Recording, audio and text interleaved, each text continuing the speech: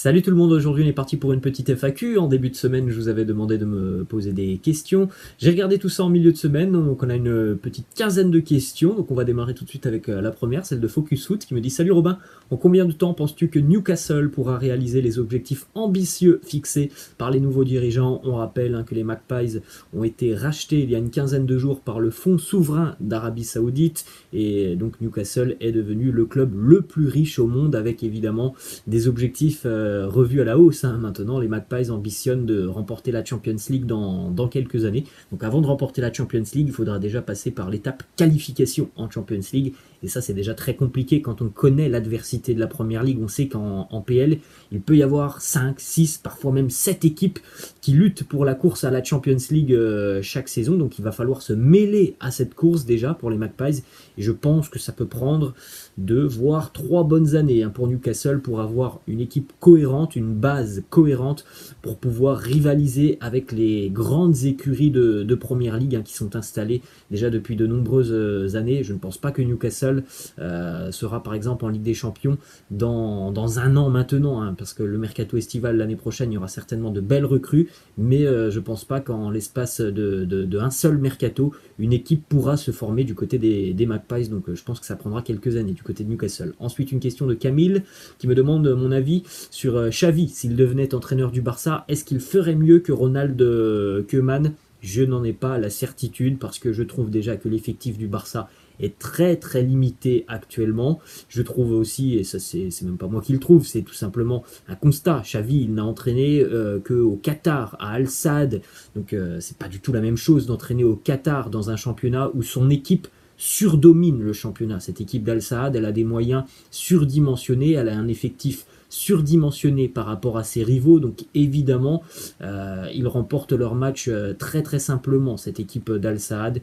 Donc voilà, de passer du Qatar à l'Espagne avec l'adversité que l'on connaît en Liga, franchement j'attends de voir ce que Xavi donnera du côté de Barcelone. Ça prendra aussi du temps certainement avant de voir le nouvel entraîneur Xavi bâtir son équipe et imposer ses idées, mais à l'heure actuelle je ne suis pas sûr qu'il fera mieux que Ronald Koeman avec l'effectif actuel du FC Barcelone. Ensuite, une question de Kéline qui me demande de vous donner les 2 ou 3 premiers des 5 grands championnats pour la saison à venir. Donc évidemment en France, pour moi ça sera le Paris Saint-Germain sans grande surprise, avec l'Olympique Lyonnais en 2e position. En Allemagne, le Bayern avec le Borussia Dortmund. En Italie, l'Inter et le Napoli. En Espagne, titre pour moi ça sera le Real Madrid, et en 2e position l'Atlético Madrid. Et puis en Angleterre, je ne sais pas qui terminera en tête. En tout cas pour moi les 2 premiers seront City et Liverpool. Ensuite, une question de Sinari qui me demande mon avis sur l'interview de Kylian Mbappé, interview accordée à Jérôme Roten il y a une bonne quinzaine de jours maintenant, une interview très intéressante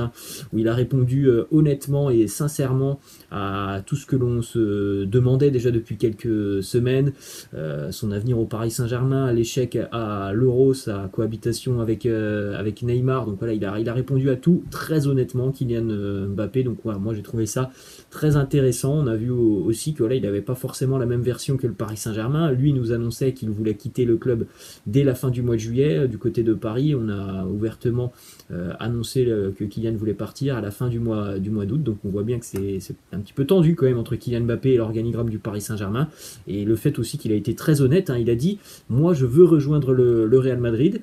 Si je ne peux pas partir, bien évidemment je vais tout donner cette saison avec le Paris Saint-Germain. Il a aussi été très honnête en disant que pour le moment, non, il ne voulait pas prolonger au Paris Saint-Germain, qu'il en était encore très très loin de ce raisonnement dans son esprit. Donc voilà, pour moi ça a été très intéressant toute cette interview de Kylian Mbappé. Ensuite, j'ai une question de Soumaré qui me demande mon avis entre Erling Haaland et Kylian Mbappé. Lequel des deux remportera en premier un ballon d'or? Pour moi c'est Kylian Mbappé, tout simplement parce qu'il est en avance sur Erling Haaland. Il est au Paris Saint-Germain, Haaland est du côté de Dortmund. Kylian Mbappé joue avec l'équipe de France, Erling Haaland joue avec la sélection norvégienne. J'ai du respect pour la sélection norvégienne, mais j'ai quand même de gros doutes sur le fait que Haaland puisse remporter un trophée international avec sa sélection lors de sa carrière. En ce qui concerne Mbappé, voilà, je pense que il a déjà remporté le mondial, il a remporté cette Ligue des Nations, il aura encore certainement beaucoup plus de chances de remporter un trophée international que la sélection norvégienne. Donc pour moi, ça sera Kylian Mbappé qui remportera un ballon d'or en premier. Ensuite, une question de Lucas qui me demande mon avis sur Ansu Fati. Est-ce que à terme, lui aussi pourra postuler au ballon d'or et atteindre le niveau niveau de Mbappé et Haaland, oui, mais évidemment, Ansu Fati reste encore un très jeune joueur qui malheureusement a été stoppé dans son ascension la saison passée avec cette grave blessure, mais c'est un profil très intéressant. Il doit encore évidemment aussi se perfectionner dans son jeu. Pour atteindre le niveau de Mbappé et Haaland, faut devenir vraiment un serial buteur. C'est pas encore le cas évidemment d'Ansu Fati qui se montre régulièrement décisif, mais voilà, c'est pas encore son cas, hein, c'est-à-dire d'être très très régulièrement décisif en même temps. Voilà, c'est un tout jeune joueur Ansu Fati, mais évidemment que dans quelques années il postulera au Ballon d'Or. Ensuite, plusieurs questions de Dimitri qui me demande mon avis sur l'Atlético. Est-ce qu'ils seront de nouveau champions d'Espagne cette saison? J'en ai parlé tout à l'heure, pour moi ça sera le Real Madrid. En ce qui concerne le Paris Saint-Germain, est-ce que le PSG est en mesure d'aller remporter la Champions League? Oui, le PSG est en mesure d'aller remporter la Champions League. Dernière question, si Didier Deschamps reste le sélectionneur de l'équipe de France, est-ce que les Bleus peuvent remporter le Mondial 2022? Évidemment que oui. Pour moi, dans le monde, je ne vois pas un meilleur effectif que celui de l'équipe de France en termes de qualité et en termes d'osmose. Je ne vois pas un meilleur effectif que celui de l'équipe de France, et la possibilité de revoir Olivier Giroud en équipe de France, ça c'est le sélectionneur qui décidera. On a vu que voilà, sur les 2 derniers rassemblements, Olivier Giroud n'était pas présent. Visiblement on souhaite se passer de son profil. Reste à voir, hein, la saison d'Olivier Giroud du côté de Milan, parce que en se passant du profil d'Olivier Giroud, on se passe d'un profil assez atypique que l'on n'a pas forcément en équipe de France à l'heure actuelle, hein. Ce profil de pivot qui est capable, voilà, d'aller chercher des ballons de la tête, de faire monter un bloc, on n'en a pas à l'heure actuelle du côté de l'équipe de France. Donc après voilà, c'est un choix aussi, hein, de retirer un joueur qui est déjà présent pour réintégrer Olivier Giroud. Reste à savoir ce que fera le sélectionneur pour les prochains rassemblements. Ensuite, j'ai une question de Franco qui me demande: salut Robinho, dis-moi, est-ce que tu n'as pas pitié d'Edinson Cavani à chaque fois où il a des responsabilités, où il est le cadre de l'équipe? L'année d'après, il est exclu et remplacé ou mis de côté, comme par exemple en 2017 avec l'arrivée de Neymar, et puis donc cette année du côté de Manchester avec l'arrivée de Cristiano Ronaldo. Alors, j'ai pas de pitié, mais juste vraiment j'ai de la déception, parce que c'est un attaquant que j'apprécie tout particulièrement, Edinson Cavani. Je trouve que c'est un bon finisseur, hein, malgré les nombreuses critiques sur son nombre d'occasions gâchées. Je trouve que c'est un très bon finisseur et qu'il a un état d'esprit irréprochable à Edinson Cavani. On peut lui reprocher beaucoup de choses sur sa technique, sur sa finition devant le but, mais en tout cas il a un état d'esprit qui est irréprochable. C'est quelqu'un qui mouille le maillot, donc oui, j'ai un petit peu de déception de le voir à chaque fois être un petit peu bousculé par l'arrivée de Neymar, de le voir bousculé par Cristiano Ronaldo, et j'ai un petit peu de déception aussi de ne jamais l'avoir vu sous le maillot de l'Atlético Madrid, qui pour moi aurait été vraiment le profil parfait pour les colchoneros. Ensuite, une question de Maxime qui me demande: selon toi, que doit faire le Barça pour redevenir le grand d'Europe qu'il était encore il y a quelques années? Il faut du temps pour le FC Barcelone, du temps et de l'argent. Il faut déjà pour moi repartir sur un nouveau cycle en ce qui concerne les défenseurs. Donc c'est bien, il y a eu l'arrivée d'Eric Garcia. Maintenant je pense que ça manque de qualité dans le secteur défensif. Ça manque un petit peu aussi de qualité, je trouve, au milieu de terrain. Il faut préparer aussi un petit peu la succession de Sergio Busquets. Et puis dans le secteur offensif, ça reste quand même assez intéressant, hein, du côté de Barcelone. Il y a toujours pas mal de talent, mais voilà, ça prendra quelques années, parce que le déclin du Barça, là, ça fait déjà quelques années que le Barça est à la dérive totale, notamment en Ligue des Champions, donc ça ne se fera pas du jour au lendemain, malheureusement, pour le grand retour du Barça en haut de l'affiche en Europe. On en avait parlé d'ailleurs, hein, financièrement, le Barça, avant 2 ou 3 ans, ça sera toujours un petit peu compliqué.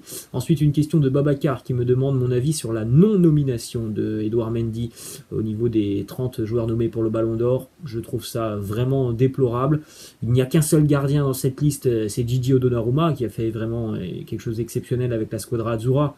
Mais si Gigi Donnarumma est présent, pourquoi ne pas inclure Edouard Mendy, qui lui aussi a fait quelque chose d'assez exceptionnel avec les Blues de Chelsea. Les statistiques en termes de clean sheet, si Chelsea a complètement été métamorphosé cette saison, c'est parce qu'il y a l'arrivée de Thomas Tuchel qui a changé les choses, mais évidemment qu'Edouard Mendy a sa part de responsabilité, donc c'est très surprenant pour moi de ne pas voir Edouard Mendy dans cette liste des 30 nommés. Je pense que voilà, n'avoir qu'un seul gardien dans cette liste est quand même aberrant. On pourrait avoir au moins 2 voire 3 gardiens. Il y a des joueurs qui sont dans la liste des 30 nommés qui pour moi, bon, on fait une très bonne année, mais sincèrement, je pense qu'Edouard Mendy méritait amplement sa place dans les 30 joueurs. Ensuite, j'ai une question de Tristan qui me demande, tu penses qu'il faudrait quel effectif au Paris Saint-Germain pour remporter la Champions League et avec quel entraîneur? On va pas se mentir, l'effectif il est là du côté de Paris. Si tu n'arrives pas à aller remporter la Ligue des Champions cette saison avec cet effectif, voilà, tu n'y arriveras jamais. C'est l'un des meilleurs effectifs en Europe, si ce n'est le meilleur. En ce qui concerne l'entraîneur, moi personnellement, j'ai une affection toute particulière pour Jürgen Klopp et Diego Simeone, alors qui sont deux profils complètement opposés, mais ce sont deux hommes qui ont vraiment un style bien propre à eux, et deux hommes qui ont un immense tempérament, un très très gros caractère. Je pense qu'il faut du caractère dans cette équipe du Paris Saint-Germain avec ces immenses stars. Ensuite, une question de Mahmoud Melouk qui me demande: salut, j'aime beaucoup ce que tu fais en vidéo, mais ma question est la suivante: pourquoi ne donnes-tu pas plus souvent ton avis sur certaines infos? J'aimerais beaucoup un peu plus de subjectivité dans tes vidéos, et je ne pense pas être le seul, car tu as l'air de connaître bien ton domaine, et ça peut être super intéressant.